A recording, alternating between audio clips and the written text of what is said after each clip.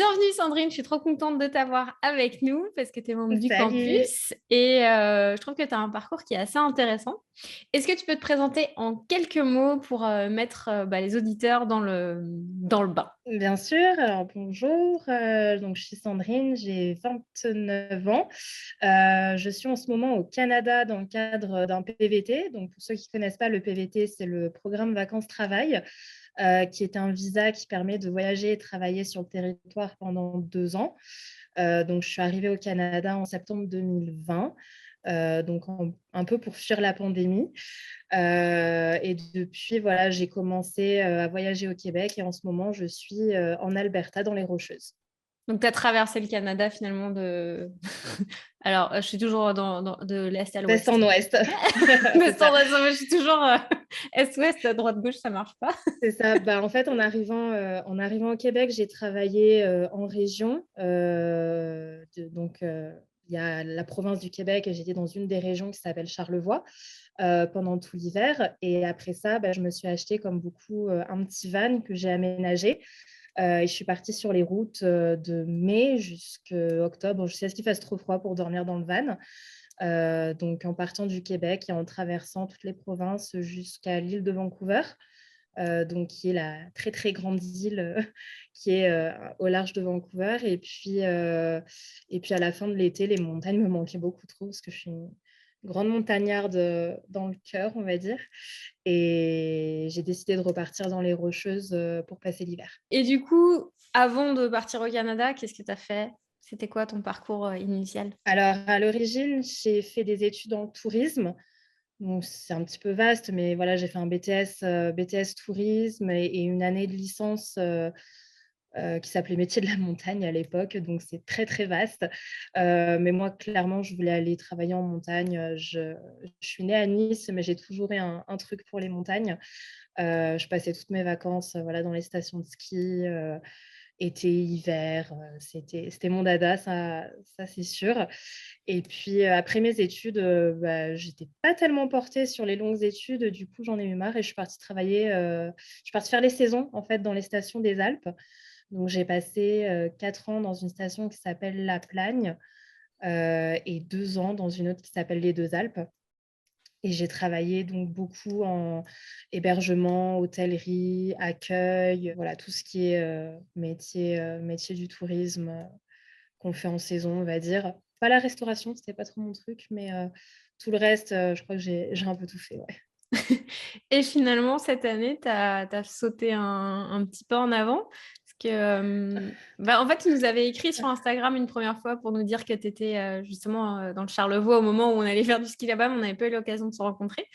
Et puis, quelques temps plus tard, tu nous as recontactés parce que tu commençais à avoir quelque chose qui te travaillait de plus en plus. Est-ce que tu peux nous en parler? Ouais, bah, c'est vrai que ça fait longtemps que je vous suis. Je suis pas hyper mordue de réseaux sociaux en termes de, de contacts ou tout ça, mais c'est vrai que j'ai dû m'inscrire une bonne dizaine de fois au bootcamp des créateurs, donc je voyais toujours passer les mêmes mails.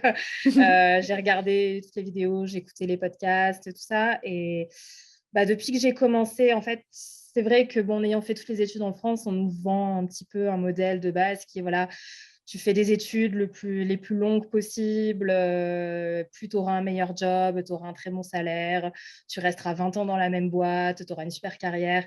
Sauf qu'on se rend de plus en plus compte que maintenant, ça marche plus du tout, en fait, ce modèle-là. Et ben, j'ai jamais pu adhérer, même en ayant fait mes études en alternance, j'accrochais pas du tout avec le monde de l'entreprise. D'être juste un tout petit maillon de la chaîne, tout en bas de la chaîne alimentaire, que les grands patrons s'amusaient à balader à droite, à gauche, à prendre des coups juste parce qu'on veut émettre une opinion et on nous fait clairement comprendre que bah, en fait, tu n'es pas là pour réfléchir, tu es là pour faire ce qu'on te dit. Non. Après 10 ans dans le tourisme, qui est quand même pas une industrie hyper facile, parce qu'on voit énormément de clientèle, on est obligé voilà, de prendre énormément sur nous pour accommoder le plus de gens possible. Au bout d'un moment, en fait, il y a quelque chose qui craque et qui dit, bah, en tout cas, moi, je me suis dit: «Non, en fait, je veux pas ça». Parce qu'à chaque fois que je repartais dans ce monde-là de l'entreprise, du salariat, pour faire quelque chose pour lequel j'étais plutôt douée, que je connaissais et que j'aimais, parce que j'ai essayé de l'adapter le plus possible à ce que j'aimais, ce qui était vraiment le monde de la montagne, le ski et cetera. C'est pour ça que je devenais un petit peu plus, difficile sur mes choix d'entreprise, parce que je voulais pas juste un boulot, je voulais quelque chose qui ait du sens. Ouais. Sauf que, bah, ça faisait pas de sens pour moi. Après quelques semaines, quelques mois, je me disais: «Non, mais en fait, même si le boulot est bien, même si l'entreprise est bien, c'est pas ça qui me donne envie de me lever tous les matins». Et la plupart des gens, tout ce qu'ils ont envie de te dire, c'est: «Bah, te plains pas, tu as un boulot, c'est mieux que la plupart des gens». Oui, mais est-ce qu'on peut pas faire mieux que ça, franchement? En presque 2022, est-ce qu'on peut pas faire mieux que ça? Et c'est vrai que, bah, l'année dernière, avec toute cette histoire de pandémie, de ne plus pouvoir quasiment sortir de chez soi, de devoir se limiter à aller travailler, rentrer chez soi, surtout que, bah, au Québec, vous êtes bien placés pour le savoir, il fait jour très tard et nuit très tôt. Donc clairement, quand tu vois pas le soleil de la journée, tu commences à te poser des questions sur, bah, pourquoi tu fais ça, en fait? Ouais. Et c'est vrai que cet été, quand j'ai commencé à réfléchir pendant mon voyage et à me demander ce que j'allais faire, l'hiver qui arrivait, je me suis vue repartir dans un truc classique de salariat pour la saison et ça me filait des sueurs froides. En fait, je me suis dit: «Non, je veux pas, je veux pas, je veux pas». Puis ça fait quelque temps que la photo me démange, que le voyage était aussi une bonne manière de travailler là-dessus, même s'il y avait un peu toujours cette peur de dire: «Non, mais avec ce qu'on voit passer sur Instagram, franchement, qui va s'intéresser à mes petites photos, avec mes petites photos prises, avec mon petit appareil». Et puis, un jour, je me souviens très bien, j'étais à Vancouver et je me suis dit: «Non, mais en fait, j'ai envie de faire ça, puis si je le fais pas maintenant, je le ferai jamais, en fait. Donc alors, quitte à être au Canada, à faire des trucs de fou, autant investir un petit peu sur moi». Donc c'est là que je me suis dit: «Bon, ben, ça fait longtemps que ça me démange un petit peu de faire la formation». J'ai dit: «Allez, on y va et puis, on verra bien ce que ça donne». Et justement, là, tu viens de dire un truc qui est intéressant où tu disais: «Mais qui va s'intéresser à moi et à mes petites photos sur Instagram?» Mmh. Tu as quand même eu une réponse, en fait, derrière. Bah, récemment oui, qui a été une grosse surprise aussi parce que, donc j'ai participé au concours photo de l'année du Canadian Geographic, donc qui est le magazine national, sur tout ce qui est, nature, la faune, et cetera. Et en fait, bah, ils m'ont contactée en me disant que je faisais partie des finalistes, pour, une photo, dans la catégorie des paysages. Donc, on était 13 finalistes sur, plus de 7 000 participants, j'ai vu. Donc je me dis: C'est «Ben, énorme! c'était pas mal». C'est vrai que, bah, voilà, au résultat, j'ai eu, donc la mention honorable du jury. Et ouais, je me dis: «Canadian Geographic quand même, c'est plutôt Ça cool». claque, ça claque. Ça claque. Quand on a vu ton message, on était comme des folles. On était: «Waouh, trop bien!» et tout. Parce qu'en fait, des fois, on a tendance à se dire, ben, on a le syndrome de l'imposteur où on se dit: «Mais moi, j'ai pas ça, j'ai pas tant d'abonnés, j'ai pas tant de choses». Et parfois, c'est des petits pas qui te mettent, aussi, bah, dans cette direction-là où ça rassure. Tu avais aussi été sélectionnée pour l'exposition, pendant l'apéro voyageurs de Bruno Maltor, si je me trompe pas? Oui, c'est ça, effectivement, je crois que c'était en septembre. Il avait posté un message sur ses réseaux, en disant qu'il cherchait, voilà, qu'il faisait un partenariat avec un imprimeur et du coup, il proposait d'envoyer, quelques photos, pour être sélectionnées et être exposées. Effectivement, une de mes photos avait été aussi retenue. Donc c'était une photo, de l'Alberta, du lac Moraine, qui est une photo qui est très, très connue, que tout le monde fait, mais ça Ah, fait tu te plaisir, dévalorises effectivement. là! Non, mais c'est vrai que ça avait fait super plaisir, de dire que voilà, il y a au moins des personnes qui ont vu cette photo et maintenant elle m'attend tranquillement chez moi en France, bien, belle encadrée et tout. Qu'est-ce que tu retiens de ces 2, de ces 2 sélections? C'est quoi la leçon que tu en retiens? Bah, malgré tout le syndrome, de l'imposteur qu'on peut avoir, il y a quand même des gens qui reconnaissent notre travail et puis, même si des fois on a un peu trop le nez dessus pour s'en rendre compte, quand on voit les réactions des gens autour, on se dit, ah, il y a peut-être quelque chose là, il y a peut-être quelque chose à faire. Et c'est vrai qu'au final, même quand nous, on a un peu des coups de mou, qu'on n'y croit plus, les personnes autour de nous sont les meilleurs soutiens qu'on peut avoir à ce moment-là. Et c'est aussi pour ça que le campus est vraiment utile. C'est que à chaque fois que voilà, on a tendance à se dire oh là là, on est nul, on n'arrivera pas, tout ça, un petit message sur le groupe et puis hop, ça repart. Il y a toujours quelqu'un pour dire non, mais on est tous passés par là. C'est un mauvais moment à passer. Et puis, comme on le dit souvent dans les feux de camp, le meilleur remède pour ça, c'est l'action. Donc, c'est de reprendre ses crayons pour les illustrateurs, reprendre son appareil photo pour les photographes, aller faire une balade. Puis c'est vrai que de plus en plus, je me rends compte que ça devient une vraie thérapie de faire des photos, même si ça n'a pas un but à être posté ou quoi que ce soit. Ça fait toujours plaisir de faire des photos, de voir la réaction des gens, de les partager même en petits cercles et de se dire ouais, ça a un impact, qu'il soit petit ou grand, ça a un impact. Parce qu'à un moment donné, si je me souviens bien, tu avais un peu arrêté de faire de la photo, tu t'étais un peu, Ouais, tu avais j'ai un eu peu un gros ralenti. blocage. Ouais, j'ai eu, ça arrive encore, c'est toujours j'ai une espèce d'amour-haine avec mon appareil, de me dire: «Oh là là, j'aime tellement faire des photos», mais quand j'en fais pas, j'ai l'impression que si j'en fais, je vais faire de la merde. Du coup, ça me bloque. Du coup, des fois, c'est vraiment, je suis obligée de me forcer, de me dire: «Bon allez, là, arrête de réfléchir, juste prends ton appareil», même si tu te mets en mode tout automatique, on s'en fout, juste va shooter. Et après, tu dis: «Ah oui, en fait, voilà, là, une fois que tu l'as repris, tu as l'œil dans ton viseur, tu dis: "Ah, là, ça va mieux". Je sais pas, d'un coup, il y a moins de pression. Tu te dis: «On s'en fout, l'appareil, il est là, toi, tu es là, il y a un paysage, il y a un truc cool qui se passe, vas-y, shoot, on s'en fout». Même si tu les édites pas pendant 3 semaines, elles sont là quelque part et puis quand tu es prêt, tu t'y mets et puis ça va. Et c'est vrai qu'avant ça, pendant presque 2 ans, j'arrivais plus du tout à faire de photos parce que je me souviens d'une personne qui a cru avant tout, enfin, qui a vu ce truc-là dans la photo pour moi avant beaucoup de gens, mais qui m'avait dit quelque chose dont je me souviendrai toute ma vie, qui m'avait dit: «Tu as un bon œil, hein, mais tu n'as pas de technique, il faut que tu bosses sur la technique». Ce qui était totalement constructif, sauf que je me suis focalisée sur ça pendant très longtemps. Et du coup, j'ai perdu tout mon. J'avais plus du tout d'inspiration artistique. Je voyais que la technique. J'étais focalisée sur mes ISO, sur ma vitesse, sur mon ouverture. Et même des fois, j'arrivais pas à tout mettre ensemble parce que j'étais vraiment. Je m'étais mis des œillères.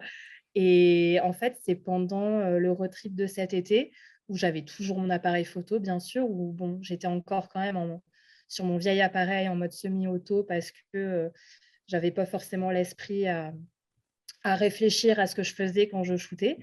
Et un jour, mais je me souviendrai toujours, c'était à Waterton, donc dans le sud de l'Alberta, près d'un parc national. Il y avait un super coucher de soleil. Et là, j'ai eu un déclic sur la technique de tout mettre les paramètres ensemble. Et à partir de là, il y a tout qui s'est débloqué. J'ai changé d'appareil, ça m'a aussi beaucoup aidé. Et de là, effectivement, c'est comme si un tout autre univers qui s'était ouvert, de dire: «Ah, en fait, il y a tout qui est possible, c'est génial». Est-ce que c'était, en fait, quand tu dis que tu as eu un déclic, c'est que tu as bien, à un moment donné, tu as réussi à bien mettre ensemble tout ce que tu as appris au niveau technique, ou c'est plus que tu t'es dit, euh, fuck off la technique? En fait, c'est les 2. Je me suis dit: «Waouh, OK, je veux faire ressortir ça sur telle photo». Et en fait, en réfléchissant à ça, j'ai su comment adapter les paramètres. Ce qui peut paraître bête parce que dans toutes les formations photo, on me dit: «Bon, voilà, les ISO, ça sert à ça, la vitesse, ça sert à ça, l'ouverture, ça sert à ça. Si tu veux avoir plus de lumière, tu fais comme ça. Si tu veux figer le sujet, tu fais comme ça». Mais je sais pas, c'est peut-être parce que j'ai pas fait S, mais en pratique, j'ai eu beaucoup de mal à mettre tous les paramètres ensemble. Et c'est vrai qu'à ce moment-là, j'ai pas trop réfléchi. En fait, c'est venu d'un coup. Je me suis dit: «OK, donc là, on est en coucher de soleil, OK, je vais ouvrir plus, tout simplement». Et après, c'est ça, à pousser un petit peu plus à chaque fois, chaque mise en scène, de dire: «Ah OK, là, je vais essayer un truc, ça marche pas, OK». Donc voilà, c'est toujours, aller un petit peu plus loin à chaque fois, mais c'est vrai que parfois notre vitesse à nous de se dire: «OK, on va a aller dans le processus», il y en a qui font ça en peut-être 2 mois et il y en a, ça prenne peut-être 2 ans. Mais il faut aussi pouvoir aller à son rythme pour comprendre comment soit on fonctionne et comment ce qu'on fait fonctionne. Mais du coup, tu as dit faire ce qu'on veut avant de décider la technique, de savoir ce qu'on veut en fait en termes de photos. Mais ça, c'est valable aussi en termes d'entrepreneuriat, avant de se concentrer sur la technicalité de ce qu'on va faire. C'est de se dire, bah, mon objectif là, c'est de parler du coucher de soleil avec, je sais pas moi, l'immensité, etc. Quand tu sais ce que tu as envie de transmettre comme message, tu sais après, enfin, tu peux réfléchir sur les principes techniques, alors que l'inverse est plus difficile à faire parce qu'une fois que tu t'es embourbé dans la technique, tu as plein de solutions possibles pour arriver à, tu sais pas trop vers quel résultat. Et je trouvais que c'était intéressant de rebondir sur ça parce que les deux sont combinés aussi bien en photo qu'en entrepreneuriat ou quoi que tu fasses dans la vie. On a souvent tendance à s'arrêter sur l'outil plutôt que sur ouais, mais ok, je vais où et je fais quoi. C'est ça. Et Il y a c'est là que toujours un espèce de duel entre le fond et la forme. Et bah, des fois, on s'en fout du fond et il faut concentrer sur la forme, mais en même temps, la forme sans le fond, bah, ça ne veut rien dire. Donc, il faut arriver à trouver le juste équilibre, ce qui n'est pas toujours facile. Et c'est vrai qu'il y a un très gros module dans la formation, dans le campus, qui est par rapport à ça. C'est vraiment euh, où est-ce qu'on va, en fait. C'est quel est notre client idéal, comment on veut, enfin, quel type de relation on veut, ouais, quel type de projet, quel type d'offre on veut soumettre à nos potentiels clients. Et en fait, le fait de décortiquer tout ça, ça permet de faire le lien entre beaucoup de choses parce qu'au début, quand j'ai commencé la formation, je me souviens très bien, je me suis dit, OK, je suis là, je veux faire de la photo en indépendant parce que je veux pas travailler pour quelqu'un, je veux gérer mon temps, je veux gérer mes projets, je veux qu'on me foute la paix, en fait. Et de l'autre côté, il y avait vivre des photos. Voilà. Et il y a tout un pont à construire entre les deux. Et c'est vrai qu'on se dit, bon, bah, une fois que tu as fait la formation, c'est bon, tu es déjà sur le pont. Non, c'est le début. En fait, quand tu commences la formation, tu as fait juste mais le premier petit pas de se dire, OK, en fait, je vais faire ça, mais ensuite, il y a tout à faire. Donc, c'est vrai que des fois, on peut se dire, OK, bah, maintenant que j'ai pris la décision, c'est bon, ça va aller tout seul. Mais en fait, c'est vrai que déjà, c'est un micro changement de carrière parce que passer du tourisme à la photographie, c'est quand même pas le truc le plus évident du monde. Donc, il y a tout à partir de zéro. Et en plus, voilà, il y a tout à déconstruire par rapport au salariat et tout reconstruire pour sa propre activité, pour comment évoluer en tant qu'indépendant, trouver ses clients, progresser en photo, faire évoluer son offre, etc. Donc, bah, ça ne se fait pas en 2 mois. Ça ne se fait pas en 2 mois, mais à terme, ça vaut le coup parce qu'au final, tout ce que tu feras, ce sera pour toi et bah, pour ce que tu as vraiment envie de faire et pas juste pour quelqu'un qui te dit de faire ça ou ça et puis que tu rentres chez toi le soir, tu as juste envie de te descendre une bouteille entière de vin parce que tu as passé une journée de merde. je vois. Et du coup, qu'est-ce que ça t'a apporté finalement, selon toi, d'être dans une formation qui t'accompagne sur ce parcours-là? Est-ce que tu penses que tu aurais pu te lancer juste toute seule? Qu'est-ce que ça t'a apporté finalement dans ton expérience actuelle?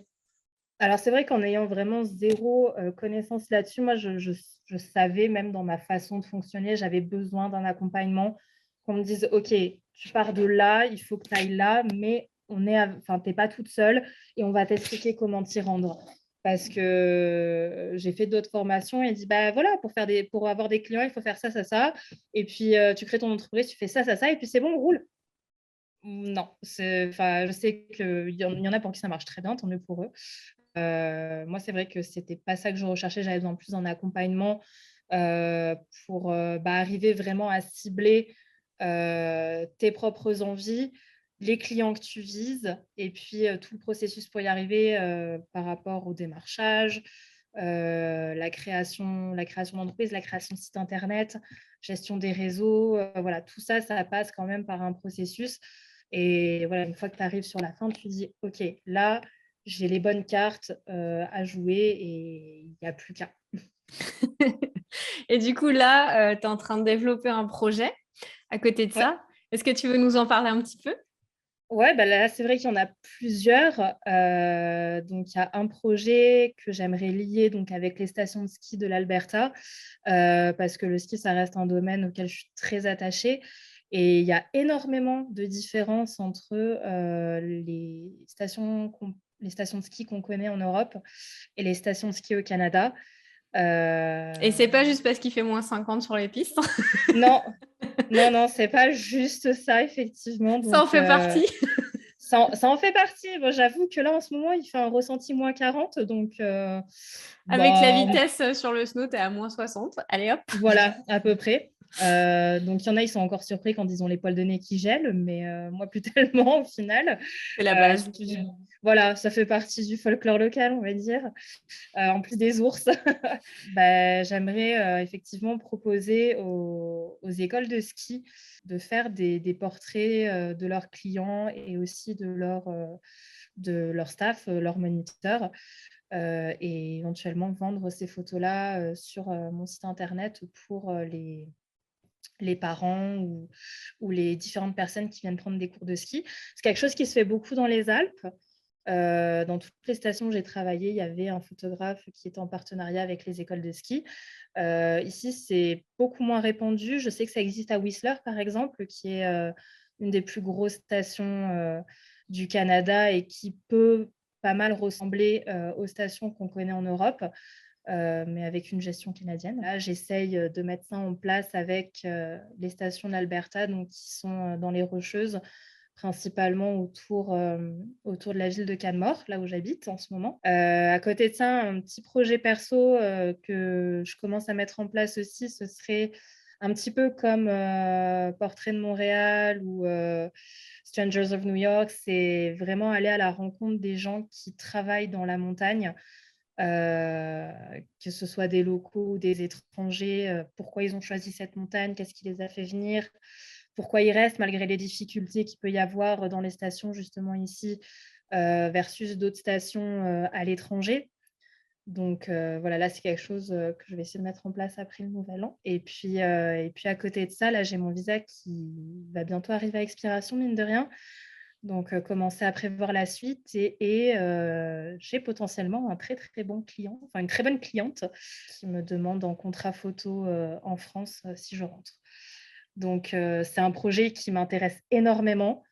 Donc, je sais que si je devais rentrer en France, bah, ce ne serait pas un échec parce que j'aurais ça sur le feu. Donc, ce serait C'est cool. trop bien. C'est quoi comme type de contrat pour donner une idée aux auditeurs? Alors, c'est une compagnie de guides de montagne qui a besoin de visuels pour toute sa communication. Énorme. Donc, pour la promotion de ses activités, donc toutes ses activités, sachant qu'il y en a des nouvelles à peu près tout le temps. Euh, donc, promotion des activités, visuels sur le site internet, sur les brochures, éventuellement sur les réseaux sociaux. Et la directrice a également une maison d'hôtes qui va ouvrir en 2023 dans le sud de enfin dans le Mercantour très exactement, et qui a besoin donc de visuels, pareil pour la communication de cette maison d'hôtes qui sera orientée sur des retraites bien-être, de la formation en sylvothérapie, vraiment très, très, très à base de nature dans la montagne. Et tu pensais, il y a quelques mois que ça, c'était possible? Non, mais très honnêtement, c'était la première sur ma liste que je voulais démarcher en rentrant en France. Parce que j'ai toujours ma petite liste de, bon, si je reste au Canada, qu'est-ce qui se passe? Si je rentre en France, qu'est-ce qui se passe? Et c'est vrai que justement, en faisant la formation, il y a un module sur bah, les éventuels clients. Et c'était la première de ma liste. Et la dernière fois qu'on s'est parlé au téléphone, elle me dit non, non, mais en fait, si tu rentres, tu me diras ton prix, mais je t'embauche parce que c'est toi que je veux pour faire ça. Je dis, ah bah ok, très bien, Ça, ça me c'est va la tout à fait. magie, hein, quand c'est le client qui te dit C'est ça, je veux travailler avec toi, puis il n'y a pas de concurrence sur le papier. c'est C'est le ça, c'est moment où tu que sais que là, tu as réussi à faire quelque chose. c'est ça. Puis voilà, c'est vrai qu'au niveau des visas, c'est pas évident non plus au niveau du Canada. Donc je me dis que ça reste une très très bonne option. Et du coup, qu'est-ce que tu as accompli avec le campus que tu n'aurais pas osé faire autrement? Mettre en ordre mon cerveau, est-ce que ça compte? C'est puis essayer, enfin, c'est ça, c'est essayer d'y croire, même si on ne sait pas du tout où on va. On se dit: «Non, mais là, il y a quelque chose à faire». Tu t'es embarqué dans quelque chose, vas-y. Et puis, au pire des cas, ça ne marche pas et puis du boulot, il y en aura toujours ailleurs. Je veux dire, c'est le plus dur, c'est d'essayer. Parce que si tu essayes pas, bah, je pense que la plus grande, le plus grand frein qu'on peut avoir, par rapport à la mentalité un petit peu qu'on a au niveau du marché du travail en France, c'est c'est d'avoir peur d'échouer parce qu'on se dit: «Non, non, mais là, tu as un travail, il faut s'y accrocher parce qu'il y a pas assez de boulot pour tout le monde, donc si tu as quelque chose, même si c'est pas bien, on s'en fout, tu as quelque chose». Mais en fait, non, au final, si tu essayes et que ça marche, bah, tu as tout gagné, en fait. Et puis si tu essayes et que ça marche pas, bah, tu auras appris quelque chose Mmh. et puis tu pourras réessayer autre part. Donc c'est jamais perdu, c'est toujours de l'expérience. Au niveau des réalisations, bah, c'est vrai que, voilà, de partir d'un truc qui était vraiment très, très bouillon, de dire: «OK, je veux faire de la photo», mais où, quoi, comment, pourquoi? Il fallait démêler un petit peu tout ça, un peu décortiquer tout ça et au final, de dire: «OK, voilà, maintenant je veux ce type de client, je veux ce type de projet». Bon, il y a encore beaucoup à faire, mais c'est on le la pelote de laine, on a trouvé le bon bout là de la pelote de laine, il y a plus qu'à aller jusqu'au bout et puis, voilà, sur le papier, les projets, ils sont prêts. Bon là, je suis en quarantaine, donc c'est un petit peu en stand-by, Il y a mais Omicron qui s'est mêlé de tout ça. voilà, il y a le covid qui est passé par là, donc le covid pour les fêtes de fin d'année, je vous le conseille, c'est génial. Mais voilà, une fois que tout ça sera passé, c'est vrai qu'il ne faut pas croire qu'au Canada, c'est plus facile de vivre la pandémie parce que c'est pas le cas. Mmh. Je sais qu'il y en a beaucoup en France qui me disent: «Ah mais c'est bon, de quoi tu te plains? Tu es au Canada». Je dis: «Non, c'est pas plus facile. Il faut arrêter de penser ça». C'est voilà. Il y a pas d'endroit où c'est facile de Non, ce il y a genre pas de d'endroit choses. où c'est facile le covid, qu'on soit, sur une plage des Caraïbes, au Canada ou au fin fond de ton grenier, ça deviendra toujours compliqué à un moment donné. Ouais. Mais voilà, espérons que 2022, on parte sur de bonnes bases là-dessus et puis, dès que j'aurai repris des forces, ouais, il va falloir, sortir même par -40 et puis aller faire la réalisation de tous les projets et puis, bah, si ça ne marche pas, ça ne marche pas, c'est pas grave. Je sais que j'ai mon petit plan, en France, qui est même pas petit, c'est super, j'ai même ça me donne presque envie de rentrer parce que ce contrat me botte énormément. Donc voilà, je me dis, si les Après, choses tu peux fonctionnent profiter d'un petit voyage en France, voir tes potes et faire ton contrat mmh. et et C'est rentrer. ça. Bah, c'est ça, un petit voyage qui durera peut-être 2 ans parce qu'en fait, pour, avoir un visa en tant que freelance, au Canada, il Mmh. faut déjà il faut déjà avoir son activité depuis un certain temps. Donc je me dis: «Voilà, à la limite, je finis mon visa, je fais mon expérience en France et puis je peux revenir en tant qu'indépendant au Canada». Ça reste une possibilité. Ouais, parce qu'en fait, l'enjeu aussi quand, tu arrives au Canada, c'est, comment tu fais pour beaucoup, en tout cas, la question qui se pose, c'est comment je fais pour trouver mes premiers contacts? Toi, ça a été Mmh. quoi ta méthode? Bah, ça a été de passer par d'autres boulots, en fait, et je sais que c'est pas la meilleure méthode parce que je suis quelqu'un qui est hyper timide. J'ai vraiment du mal à aller vers les autres, par rapport à beaucoup d'histoires personnelles et tout. J'ai plutôt tendance à rester en retrait, plutôt que d'aller, à l'avant des gens et ça, c'est vrai que c'est un petit peu un frein aussi donc il faut trouver, soit il faut se forcer un petit peu, soit il faut trouver des moyens un petit peu détournés. C'est vrai que là, en ce moment, je travaille dans une auberge de jeunesse pour voyageurs donc aller au contact des gens, c'est un petit peu ce qu'on fait tous les jours, donc ça aide un petit peu à dédramatiser, à désamorcer tout ça. Puis en rencontrant telle personne, qui connaît telle personne, qui connaît telle personne, ça permet, ben, ça, c'est dit et répété dans le campus à peu près toutes les 3 minutes, je pense. C'est le réseau organique, c'est la base de tout. C'est voilà, c'est toujours quelqu'un qui connaît quelqu'un, qui va référer à quelqu'un. Il faut toujours regarder vraiment ses contacts et dire, OK, lui, il a quelque chose qui peut m'intéresser et j'ai quelque chose qui peut l'intéresser et il connaît quelqu'un qui cherche quelqu'un comme moi et voilà. Ça tourne un petit peu comme ça et puis, au final, c'est comme ça qu'on se construit, des contacts un petit peu partout, dans la branche qui nous intéresse. Parce que finalement, là, tu as eu des contacts qui t'ont permis, de comprendre un peu justement comment ça se passait, pour ton projet, dans les Alpes. Enfin, pour ce qui se passait dans les Alpes pour le transposer en Alberta. C'est Finalement, ça, parce de fil en que aiguille, tu connectes. c'est ça, comme j'ai travaillé dans les Alpes, en station au Québec et en station dans l'Ouest canadien, je me dis, OK, là, je vois comment ça se passe clairement les uns les autres. Il faut connecter les fils, effectivement, et puis en connaissant un tel, il connaît un tel, puis il connaît un tel, et puis si je connais personne, et ben la dernière fois, j'y suis allée en personne, j'ai dit bonjour, je voudrais parler au manager. Ah oui, bien sûr, pas de souci. Puis du coup, voilà, j'ai eu le contact du manager et puis voilà, une amie qui connaît un autre Comment tu t'es manager qui travaille sentie à à un ce autre endroit. moment-là où, où tu Ah, as fait... ça a été un énorme vent de panique parce que je m'attendais juste à avoir le contact. Je voulais juste le contact et puis après faire à ma sauce par mail. Et puis quand on m'a dit, ah bah attendez, je vais la chercher, je vais chercher la manager, je crois que je me suis décomposée. Et là, j'ai dit, OK, j'ai 30 secondes pour pitcher le projet à quelqu'un qui n'a aucune idée de qui je suis, d'où je sors et de qu'est-ce que je veux. Donc, Comment ça s'est passé? et dans une langue qui n'est pas la mienne. Donc, voilà, ça a été micro-tempête sous crâne. Et puis, au final c'est le pitch s'est très bien passé. Elle avait l'air super intéressée.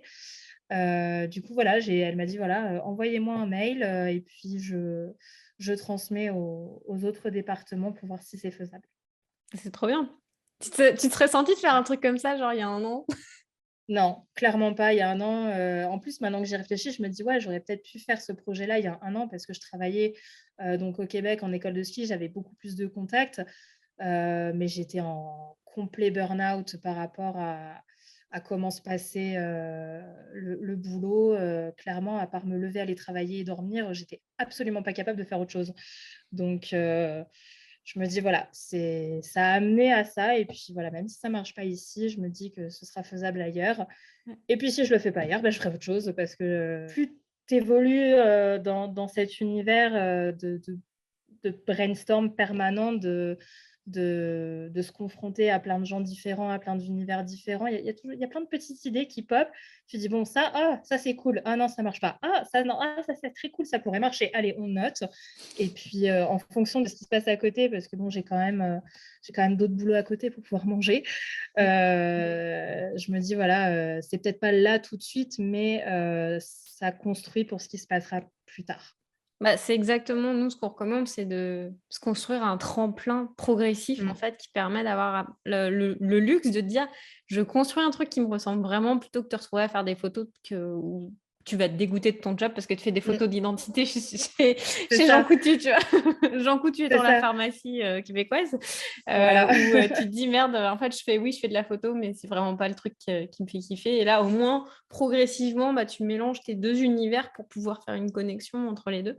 Donc il y a des moments où oui, c'est difficile quand on se lance, parce qu'on ne va pas se le cacher, se lancer, c'est pas comme tu le disais comme ça, mais au moins Ah, tu non, as des petites c'est pierres, puis là tu as été publié dans Canadian Geographic et tout, c'est quand même des belles avancées, donc c'est un beau ça. Et parcours. puis, il faut toujours, enfin, de toute façon, il faut commencer quelque part. Ça arrive une fois sur 10 000 qu'il y en ait un, il fasse un truc et que d'un coup, ça marche. Forcément, il y a beaucoup de travail derrière. Forcément, ça ne se fait pas en un jour. Et c'est vrai que bah, génération instantanée, on a plutôt tendance à se dire, OK, j'ai décidé ça, il faut que ça se passe là, maintenant, tout de suite. Et c'est vrai que des fois, c'est dur de se dire, voilà, je fais tout ce qu'il faut et des fois, ça ne se passe pas. Oui, parce que ça ne peut pas marcher à tous les coups. Et ça, c'est vrai que c'est aussi un gros travail sur soi.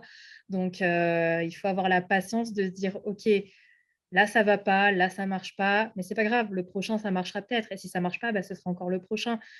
Le plus dur, c'est de ne pas perdre l'envie. Et puis, quand on la perd momentanément, il y a toujours quelqu'un dans notre entourage de dire non, non, mais souviens-toi de tout ce que tu as déjà fait, souviens-toi de tout ce que tu as travaillé pour en arriver là. Et puis, bah, c'est pas grave, tu as passé une mauvaise journée et on en reparle demain. Du coup, qu'est-ce qui t'a le plus aidé selon toi dans le campus? Qui était le truc que tu as préféré pour t'accompagner? Alors, les modules sont bien construits, sont vraiment bien construits parce que même si des fois on se dit oh là là, ça c'est répétitif, tu dis non, ça c'était lié à quelque chose d'autre. Là, on te le répète dans un autre contexte qui fait que tu peux l'adapter à ton état d'esprit du moment. Puis voilà, tout est vraiment bien décortiqué, que ce soit de trouver de trouver les offres que tu veux faire, comment les faire, les clients, à cibler, comment le faire. C'est plein de petites astuces qui au final te font gagner beaucoup de temps et te permettent d'aborder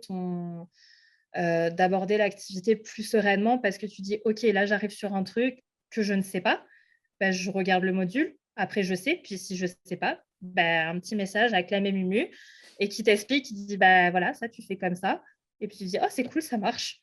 Bah, voilà, c'est voilà et puis les feux de camp, c'est vraiment sympa aussi parce que ça permet d'échanger avec plein de personnes qui sont dans des domaines complètement différents. Je pense à Rémi qui est charpentier. Ça peut vraiment remettre en perspective de dire: «OK, on est tous des créatifs, on est tous là pour la même chose, même si on a des domaines complètement différents» et c'est hyper intéressant de voir comment les autres s'adaptent à telle ou telle difficulté qui sont au final les mêmes que les tiennes, mais qui ont une réponse complètement différente pour eux, Mmh. parce qu'ils sont dans un domaine, et une activité différente. Et puis, parmi les membres, ça permet aussi de créer des liens pour dire: «Bah, voilà, moi j'ai besoin de je sais pas, j'ai besoin d'un illustrateur pour, quelque chose, bah, tiens, je vais demander aux gens du campus». Les autres photographes, dire, par exemple, j'ai échangé pas mal avec Manon Mmh. qui est à Montréal et on avait le même problème. On était, voilà, bah, on est trop occupés par nos boulots alimentaires pour se concentrer sur nos projets. Qu'est-ce qui nous bloque? Pourquoi on fait ce qu'on fait, et cetera. Donc ça permet vraiment de créer une communauté qui est vraiment ça, c'est la communauté du campus, et de sentir qu'on a des gens qui sont vraiment dans la même, matrice que nous, dans le même projet. Et du coup, tu avais hésité à rejoindre le campus? Oui, mais pas pour des raisons de motivation ou quoi, c'était pour des raisons financières. Donc, puis je me suis dit, «Bon, ben, de toute façon, le meilleur investissement qu'on peut faire, c'est l'investissement sur soi». Donc, oui, des fois, acheter des formations à droite à gauche, il y en a qui aiment pas ça, mais au final, bah, j'ai pas Netflix et puis au moins j'investis pour de bonnes raisons, quoi. C'est vrai que c'est une bonne comparaison. Nous, il y a des moments où on se dit: «Vas-y, là, on arrête Netflix, on se reconcentre sur nos trucs et on regarde des trucs, dans divers domaines». Là, je me suis inscrite sur un truc de 3D de ouf, ça fait longtemps que je voulais y aller et Voilà, je me dis: bah, ouais, «Ouais, c'est un pareil, investissement». en plus du campus, pour le Black Friday, je crois que j'ai acheté, une dizaine de formations sur, Udemy pour, plein de choses, pour, gestion des réseaux sociaux, pour, progresser dans Photoshop et Lightroom, pour, voilà, plein de Ce qu'il y choses a et puis de d'important, juste avec ça, c'est de bien, des fois, bien faire la scission entre le focus du moment et pas, parfois non plus se perdre dans trop de formations, s'éparpiller, quoi. ouais. Ouais, donc il faut réussir Parce à que garder le bah, ça, c'est un peu le piège des multipotentialistes. Je pense que c'est pas nouveau pour toi non plus. C'est se dire: «Oh là là, j'ai envie de faire ça. Oh là là, j'ai envie de faire ça. Oh là là, j'ai envie de faire ça. Allez, je prends tout d'un coup» et puis au final, 3 mois plus tard, on n'a pas avancé d'un pouce parce qu'on ouais, s'est fait submerger. exactement. Cool, et qu'est-ce que tu aimerais dire à quelqu'un qui nous écoute, qui se dit, «Bah, je sais pas trop où j'en suis, je suis pas bien dans mon job, j'aime bien, le graphisme, j'aime la photo et tout, mais j'ai peur de pas être assez, bien, j'ai peur qu'on s'intéresse pas trop à mon travail sur Instagram». Qu'est-ce que tu lui dirais, là? Bah, qu'on passe tous par là et il y a un truc que tu dis souvent, dans le campus, c'est pas les meilleurs qui s'en sortent le mieux, c'est ceux qui font. Donc au final, même si tu es pas le meilleur, si tu arrives à créer quelque chose qui intéresse des gens, bah, tu as déjà tout gagné, plutôt que quelqu'un qui est très bon, mais qui publiera jamais de photos. Et puis de toute façon, si on n'essaie pas, on ne saura pas. Donc oui, ça peut faire peur. Après voilà, il y a vous faites plein de bootcamp pour les gens qui sont intéressés, il y a, je crois, c'est 30 jours, pour tester aussi le campus. Donc bah, rien n'est perdu en fait, si quelqu'un est motivé mais pas sûr, bah, il peut tester et puis si ça lui plaît pas, il testera autre chose. Je vais finir, l'interview avec 2 Mmh. trucs. Le souvenir le plus marquant que tu aies en photo pendant ton voyage au Canada? Mmh. Vas-y, en 3 phrases. En 3 phrases, c'est le matin où j'ai fait la photo qui a été sélectionnée par Canadian Geographic. D'ailleurs, c'est autre chose. C'est autre chose.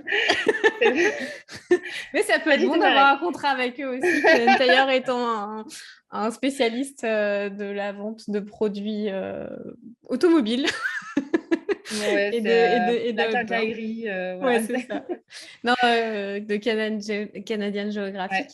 Est-ce que ce moment, ça agit comme un déclic ou c'était...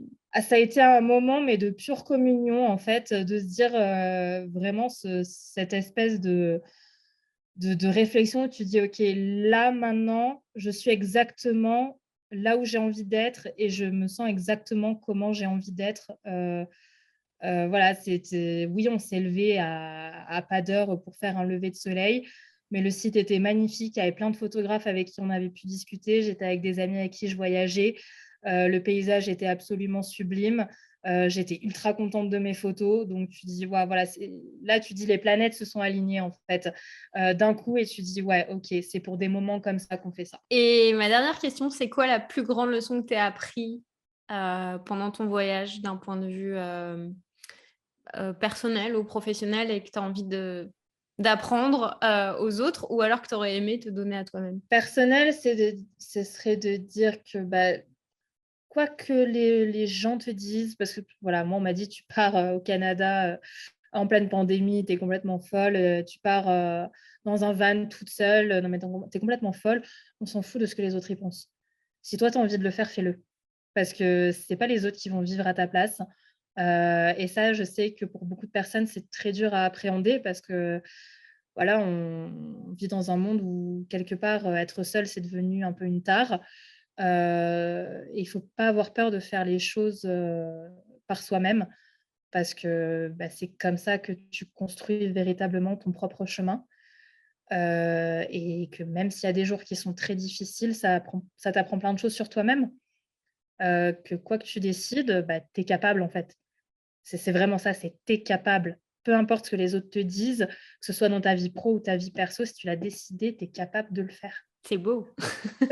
En gros, Ça, c'est t'es capable. c'est ça, puis ça vient vraiment d'une expression qu'il y a beaucoup au Québec, c'est genre: «Ah, je suis pas je suis plus capable» ou voilà. Ça a un côté hyper négatif, en France, mais en fait non, c'est ça, c'est les gens ils disent: «Ah non, mais tu peux pas faire ça, tout ça» et puis c'est vrai que quand j'étais plus jeune, c'était beaucoup ça, c'est: «Ah non, mais toi tu peux pas faire ça, non mais toi, jamais de la vie tu feras ça» ou quoi ou Mmh. puis en fait non, c'est pas parce que les autres ont dit quelque chose sur toi que c'est la vérité. C'est vrai. Et puis même s'ils le pensent ou si même toi tu le penses, et ben, fais semblant, fake it until you make it. C'est un peu Va ça. devant la manager et va pitcher. C'est ça. C'est ça, c'est tu y vas et puis, ben, si ça marche pas, mais au moins tu auras essayé. Ouais. Tu pourrais voilà. Puis voilà, venir dans les Rocheuses, c'était aussi un peu un but ultime pour mon voyage au Canada et puis je me suis dit: «Bon, ça tournait un peu en autre boudin avant l'hiver et je me suis dit: «Non, mais en fait, c'est pas grave, je vais rester puis je vais voir ce qui se passe». Du coup, où est-ce que on peut retrouver tout ton travail? Je vais mettre les liens dans la description. Est-ce que tu peux détailler tous les endroits où les personnes pourraient retrouver ton travail, ce que tu as fait, ton Instagram et tout? Alors, ben, voilà, principalement sur mon Instagram qui est donc, French Vagabond, French, underscore vagabond. Je crois qu'il faudrait que je le change le nom d'ailleurs. Ce sera peut-être la prochaine étape. Puis là, je vais commencer à travailler, sur mon site internet, parce que j'ai aussi un portfolio Behance, que je voudrais transformer en site internet pour mes futurs projets justement et bientôt, aussi une page Facebook. Est-ce que tu as une adresse? Tu as déjà posé ton adresse, tu as ton adresse Behance? Mon adresse Behance, c'est mon nom et mon prénom, donc Sandrine Chiarena, Chiarena CH à l'italienne. Mais voilà, sur Insta, je réponds assez facilement. Donc voilà, c'est aussi souvent le truc de se dire: «Allez, là, il faut aller faire du contenu, il faut aller, faire quelque chose». J'ai pas encore ce truc de contenu. Pour moi, c'est vraiment les photos coup de cœur, tout ça, ou mes photos préférées ou dans l'instant. Donc il y a encore un peu toute, cette stratégie entre guillemets Instagram, où il faut que je travaille. Je rappelle juste, sur Instagram, on ne se met pas la pression pour avoir un Ouais, maximum de likes, un maximum d'abonnés, mais de montrer son travail, puis de l'échanger avec c'est les ça. autres et de créer, ce qu'on aime bien rappeler, c'est que Instagram, c'est un réseau social. Donc c'est un endroit où on Mmh, partage, c'est un endroit où il y a une communauté et c'est comme ça qu'on peut, aussi bien développer son activité c'est ça et et c'est trouver des dommage que ça clients. se soit justement, c'est ça qui, je trouve, s'est un peu perdu dans les dernières années, tous les trucs d'influence, comment dire, de gens qui font des milliers de likes juste en postant des photos de leurs fesses. Je trouve ça, voilà. Ah, c'est comme C'est vrai tout, hein, quel que soit le réseau sur lequel tu es, il y a ça, ça, mais il y a plein de petits microcosmes intéressants et c'est ça, sur ça qu'il faut se concentrer. c'est ça, c'est que Et quelles que soient les dérives, il faut parfois arriver à se recentrer sur le but principal. Et c'est vrai que j'ai fait des rencontres super sympas via Instagram. Et voilà, il y a toujours un bénéfice quelque part, même s'il est sûrement pas pécunier ou matériel ou quoi que ce soit. tu peux rencontrer des copains comme ça, hein. Moi, j'ai Oui, là, tu rencontré rencontres plein des de gens, copains c'est comme ça. ça. C'est ce que j'allais dire, c'est que du coup, tu peux avoir le côté réseau social, tu reviens à l'humain. Et c'est ça le plus important au final. Ouais, exactement. Et il y a l'inverse aussi, où quand TikTok, c'était vraiment juste des danses et tout à fait autre chose, ben, tu vois qu'il y a des réseaux, des créateurs qui ont complètement détourné le truc comme des profs, comme Hugo Décrypte sur l'actualité ou n'importe quoi, les photographes qui montrent les backstage de leur travail. Des fois, ça va dans les deux sens, en fait. Effectivement. Ouais. Ça va vraiment dans les deux sens. Donc, des fois, il faut juste dire, OK, le réseau social, c'est juste un mot, mais en fait, on en fait. Il faut faire le tri. C'est ça, Voilà. il faut faire le et tri. on en fait ce qu'on a envie d'en faire. Et il ne faut pas après tomber dans les pièges des vanity metrics et tout. Ouais. C'était trop cool d'échanger avec toi. Merci beaucoup d'avoir Merci à vous.